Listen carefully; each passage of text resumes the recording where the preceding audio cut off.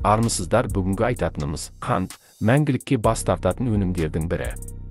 Өйткені оның адам денсаулығына зиянды тұстары өте көп. Қантсыз өмір атты кітаптың авторы Нэнси Эпплтон деген дәрігер қанттың қаншалықты зиян екендігін тізіп шығады. Біз бүгін сіздердің назарларыңызға соны ұсынуды жөн көріп отырмыз.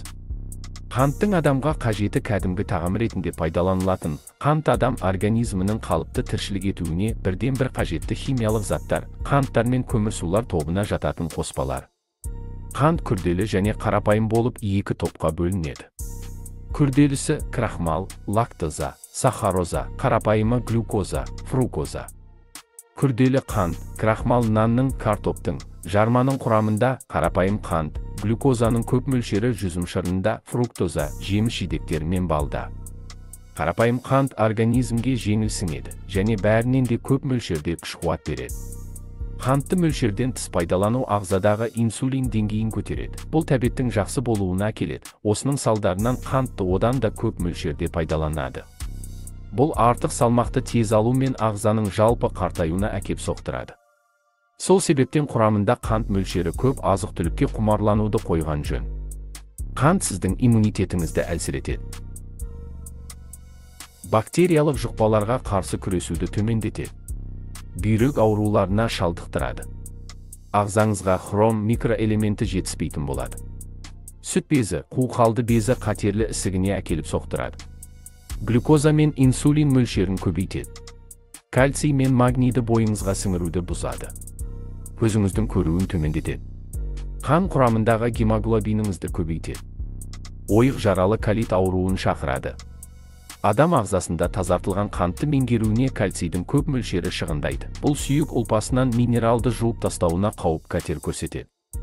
Бұл остеопороз сияқты ауруға келтіру мүмкін, яғни сүйектердің сыну мүмкіндігі жоғарылатылады. Қант тіс эмаліне елеулі зиян көрсетеді. Қант ауыздың қышқылдығы жоғары болғанына қабілет жасауда, бұл зиянды бактериялардың көбейгеніне жағдайлар жасауда. Олар өз кезегінде тіс эмаліне оны бұзып зиян жасайды.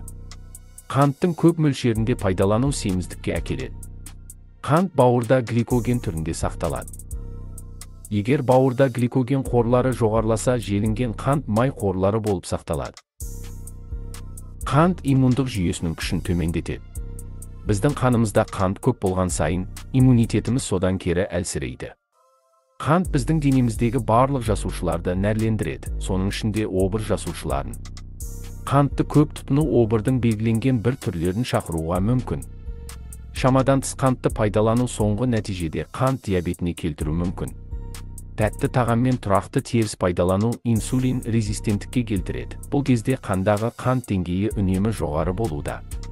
Бұл үшін диабеттің даму қауіп-қатері өте жоғары болуда. Бұл жағдайды бақылаусыз қалдырған жағдайда диабеттің дамуымен бірге көз, тіс, жүйке, бүйрек және жүрекпен проблемалар пайда болады. Егер сізге тұрақты түрде ас қорыту проблемалары маза бермесе, дене салмағыңыз жоғарыласа және терінің түсі өзгере бастаса, қанттың мөлшерін азайтудың маңызды белгісі.